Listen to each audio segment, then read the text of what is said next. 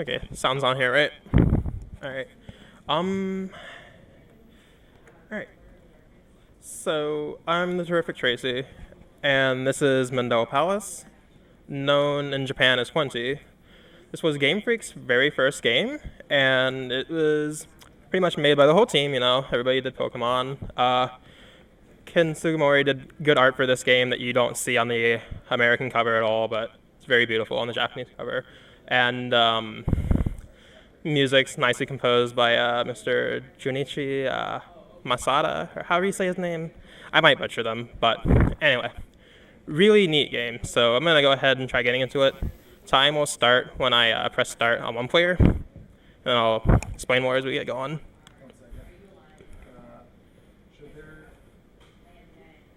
One second. Some issue. I'm not getting any audio from the game. Oh, the game doesn't start playing audio until you go past the title screen. Yeah, it's really silent until you get going. Sorry. Hopefully it'll be good. Okay then. So I'm gonna hit start here in 3, 2, 1, go. Okay, so this game is really nice. It is often described as an action puzzle, and well, let's see. There's so much to explain, so where do I start? Maybe with the enemy variety. There's 10 different kinds of enemies, and some of them have different variants of different AI patterns and stuff. And these ones here are the Walkmen. All they do is just walk around. They're not threatening at all. The only way they can kill you is if you let them walk into you, which they actually won't even walk into you if they get up to you. They'll just turn. You have to walk into them. So yeah, not very threatening. So this is a really good time for me to explain all of the other things that are happening right now, like these tiles. The main way that this game works is that there's all of these tiles, and you need to flip the enemies into the walls to defeat them. And on the floor, we have all sorts of things. Like these star tiles, what they do is when you get 100 of them, they'll increase your life and your speed. And for every 100 you get, the speed keeps boosting until a certain point. I'm not sure when it caps off, but so it's just really good to collect those. I actually didn't know that when I first started running this, but it really changed a lot of my routing afterwards. There's these tiles that have sun faces on them, and they flip every other tile in the room, and that's really useful.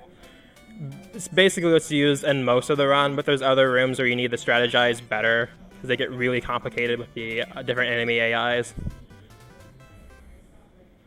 Anyway, the round 10 of this palace doesn't have anything. It's just a cutscene here. And this lady here, in the Japanese version, the story is different. She's supposed to be your girlfriend, Jenny, and you need to save her because Quincy is, was the name of your sister, and it's the Japanese version's namesake.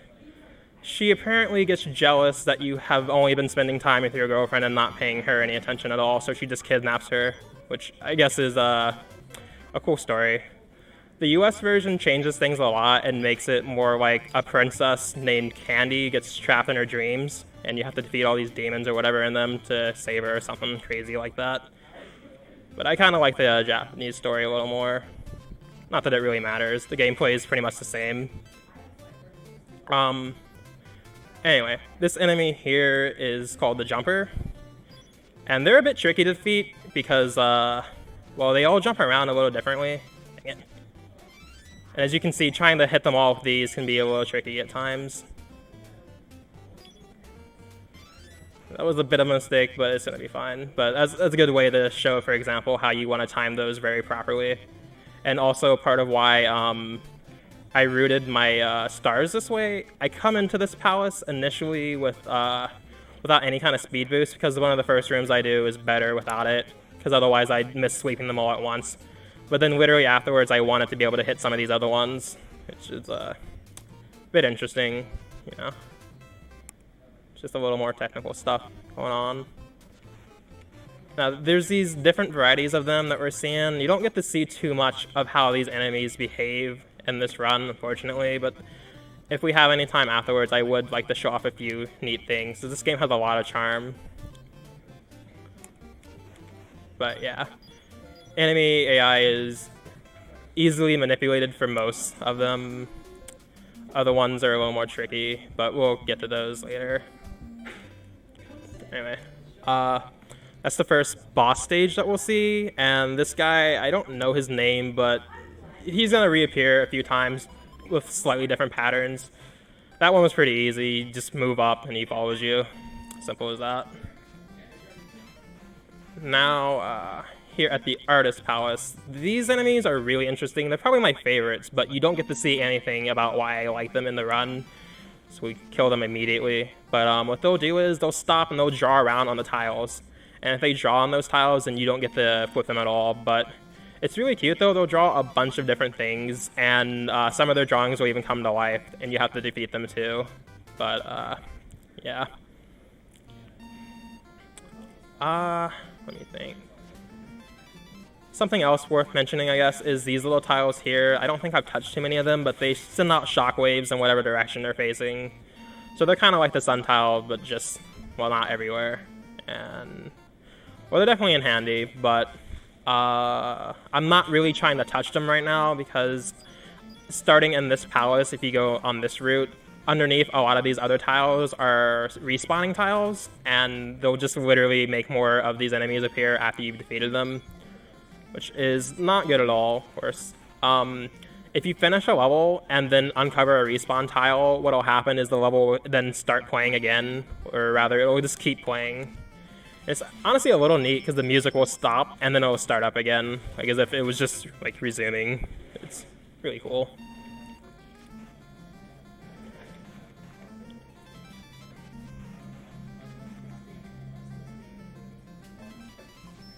Alright. This next level here in the Artist Palace is very difficult most of the time. It's where most of my runs start to die. But we'll see if I can get a good pattern out of this.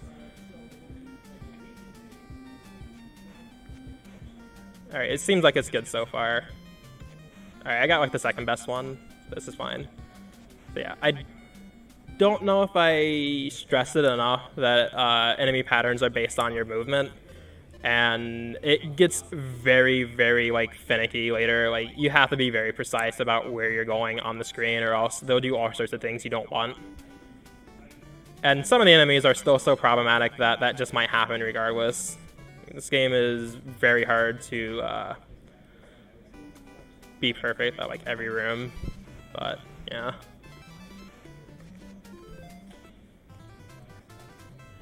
These enemies are called the acrobats, and what they'll usually do is they'll jump when you approach them. So like, okay, some of them will jump when you approach them, and other ones will only jump when you try to flip them. So you have to try timing your flips on when they land. And we'll actually get to see those soon. But yeah, they're very simple. A lot of the AI is pretty dumb. Like they'll just try to walk up to you like that, and one of the neat things about being able to flip tiles is that you can flip literally, like, you can stand on the tile you want to flip and wait for them to walk onto it, or you can even flip tiles that are like a little bit away from you, like literally one tile over. Really useful stuff. These tiles here, which I don't think have appeared yet, are I don't know what I would call them. I guess flippers or whatever. They'll let you go back and forth, and you can smash into enemies to kill them. So one of the only other ways you can do, you can kill them. But it's really useful here because all of these guys are those types that I mentioned that will jump when you try to flip them, and it's just too annoying to do it any other way.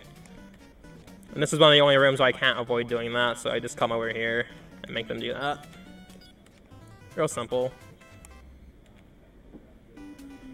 This room used to be problematic in the past, but following this pattern, it's a lot better. The annoying thing about it is that, well, there's respawn tiles everywhere, and I actually might have, yeah, I messed up. That's fine, though. So basically, assuming I tried to flip them all, they would just keep coming, and it would be really annoying. Like, if you try to flip them, they'll jump, but then there's also a tile under them, so another one will come out, and it just gets really messy really fast. So, yeah. This is the first boss stage that will use the enemies from the palace you're in, but with harder AI. However, I made it look pretty easy, but this used to be one of the other run killers for me at some point because the method I tried to use was just really complicated, and so I really like to do it that way. But yeah, definitely helps out a lot to study AI behavior in this game.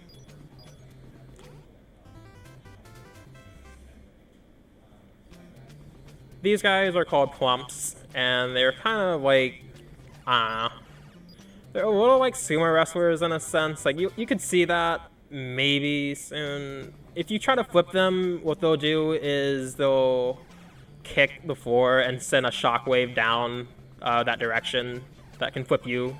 Not gonna give them the chance to do it if I can help it, but yeah. At some point, we'll see a variant of them where they'll bounce around when you flip them, so you need to flip them multiple times, because if you don't, you'll let them crash into the floor, and then they'll just send another shockwave around.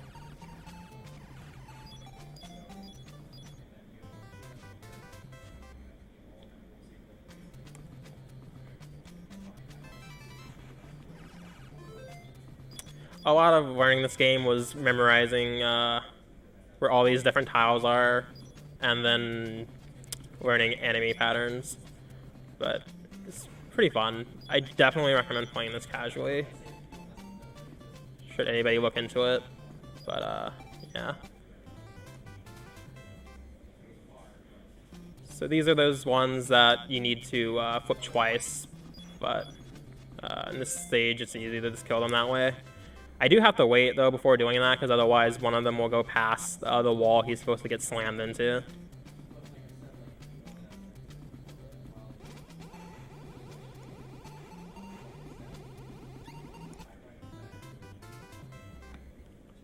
This room also used to be very troubling because of the pattern that you need to go through here. But that was very fine. It's pretty much just right. This is the first boss stage that we'll see with Quincy in it, who I mentioned is the main character's sister, and it was pretty easy to abuse her AI. What she'll try to do, if you get too close to her, is she'll jump over you, and she'll always attack by trying to turn you into one of the enemies. It's usually of the palace that you're in, but sometimes it's a random one.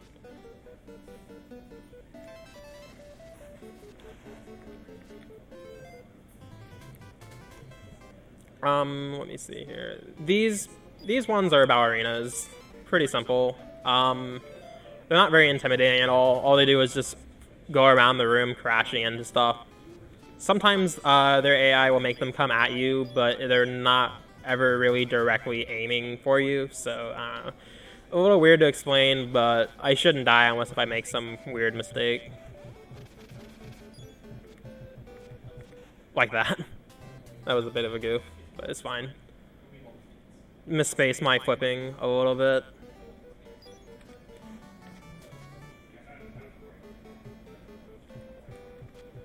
Ah, man. Alright. Not reacting very well to that, but it's fine. There.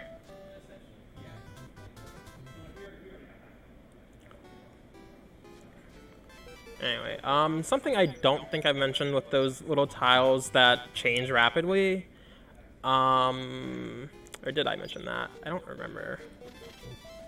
But regardless, those little tiles, they have a 10 star count tile on them, which you can't get anywhere else.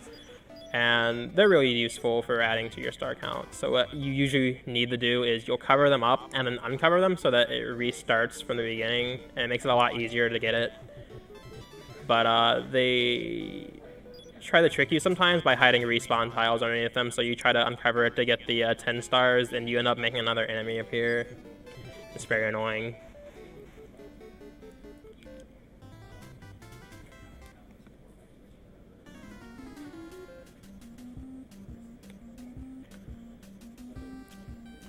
These are some of the only ballerina that will come like directly at you, but they're still not like on point. So yeah, no problem.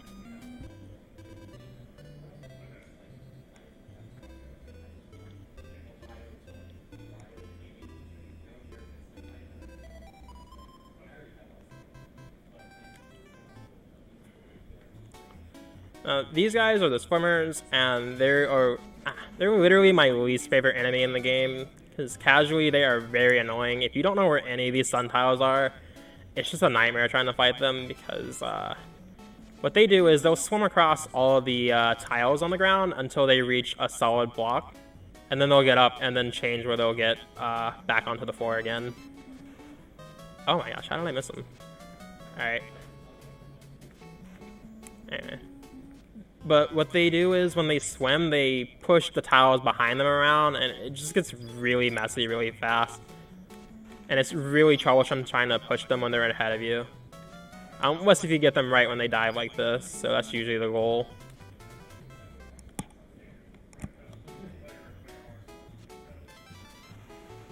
Alright, that went well. This next room has tended to be problematic for me lately, because I changed up the strat in which you would use here. See, one of the only other runners of this game would go to the bonus stage in the corner there, instead of actually fighting any of these guys, because they would just be so awful to fight that it wouldn't be worth it. But I ended up finding a good pattern right there that I luckily executed just right. And yeah. Saves a lot of time over going to the bonus stage, and it was the only one that you would see in the run, but now it's not there anymore. But basically all that there is just a ton of stars everywhere, and you have to collect all of them to be able to leave. And it just takes a lot longer. I don't remember how much longer, but, you know, I'm not doing it, so. Yeah. These 5-second tiles just add more time, because when the time runs out, the AI gets really aggressive and comes like literally right at you most of the time. They're really hard to avoid, but yeah, it's usually not a problem though in the run. And another 20 stages down.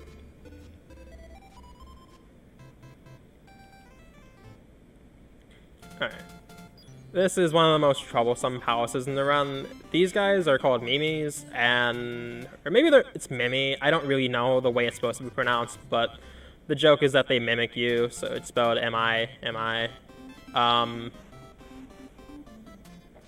This palace is really interesting because the music and the enemies, they only play whenever you move or do anything at all.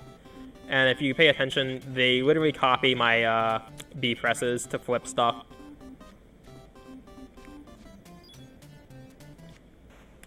Alright. This room is usually annoying. I have to improvise it every time, but that was okay. But yeah, there's at least 3 stages in this palace that are very inconsistent. Like, no matter how hard I try, like, it's just very hard to get them to go the same way every time. All right.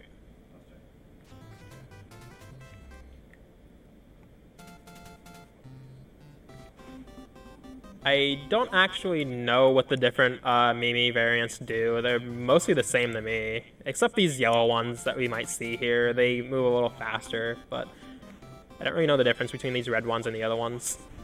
Also, dang. This is one of those inconsistent rooms. Sometimes that exact pattern I used on the... Sometimes that exact pattern that I used to clear all of those tiles will not cause these ones to respawn, but other times they will, and I literally cannot figure it out. It's like very absurd. This is another troubling stage where there's not really too much inconsistent about it, really. It's just, I don't know, my execution sometimes off. But it looks like it's going well, so no problems here. There's a ton of respawn tiles underneath everything, so if you let the Mimis flip them up, things get really bad really fast. And then this level is, well, just that. Really crazy.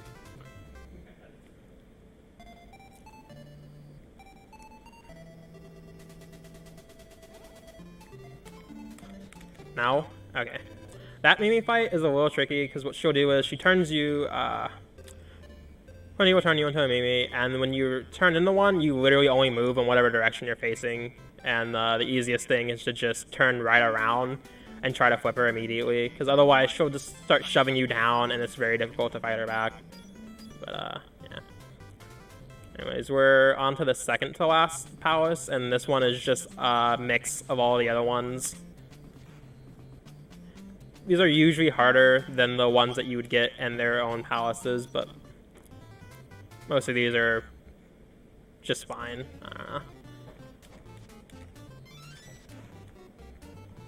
This one used to be troubling for me, but I figured out the skid pattern. Oh no, I actually missed it. Alright then.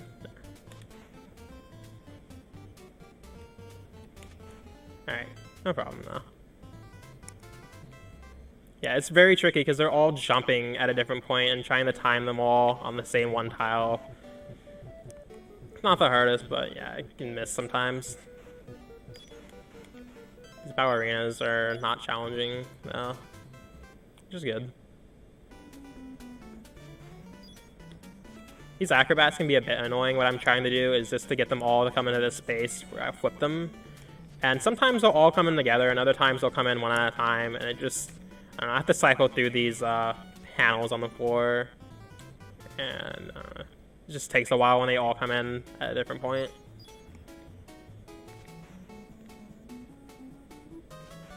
Alright, good. Not really much to say about that swimmer section. Or this one. But this Mimi stage here is a little interesting. I'm trying to get them all... Oh, no. I'm trying to get them all to come into the center so I can flip them into the side, because these are the only 3 flippable blocks in the room right now. Yeah, they definitely made this one a little tricky, because if you mistime it, the Mimis will push you out of the center instead, since they can flip too. But yeah. I wish I knew what this guy's name was. Now he's green. I don't know if he's a different character or what, but whatever. And this is just another cutscene, basically. There's nothing going on here. Just getting escorted by your sister to the sky for whatever reason, because that's where your girlfriend is, I guess. But I will say this is the most challenging palace coming up, because the enemies here are absolutely devilish.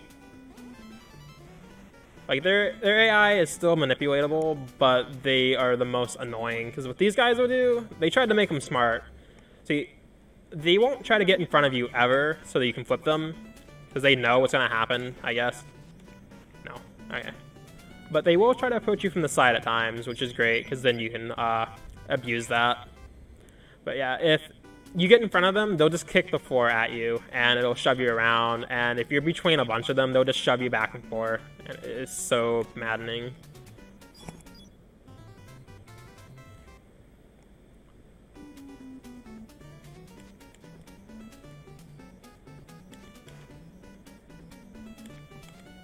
Oh, okay, that was close. I've messed up the stage a few times, and I died there, but that was good. See, the tricky thing, and something that actually helped me with running the rest of the game there, is that the very edge of the tile you stand on can be flipped, and that's very handy since these guys always try to get behind you. And honestly, without it, I think this game would probably be worse at this point, because it's just too nerve-wracking casually. And something dumb here, they made some of the last stages here harder on the US version. The next one we'll see when I get to it. Oh no. Alright.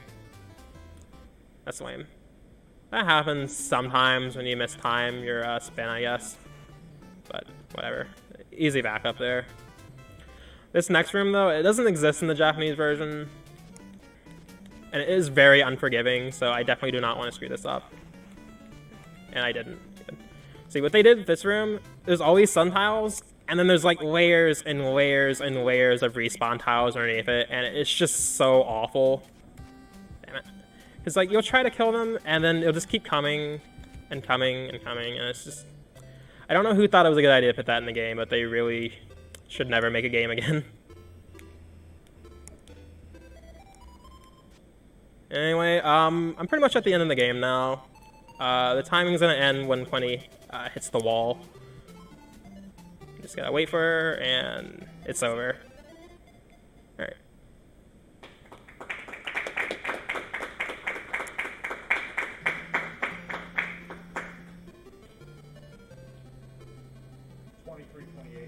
23, 28. That's pretty nice. Actually, you know what?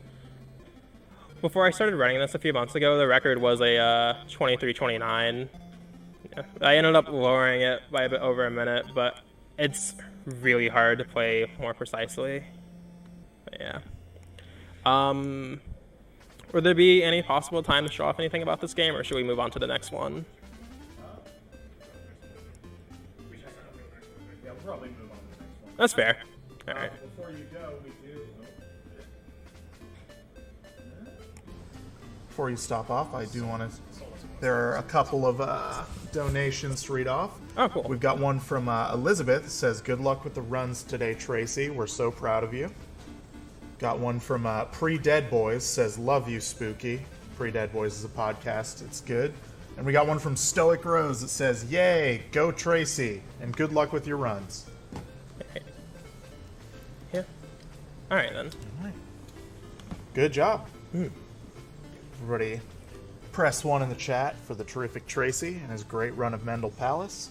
And next up is me, Spooky the Ghost, running Momodora. So stay glued to your seats, kids.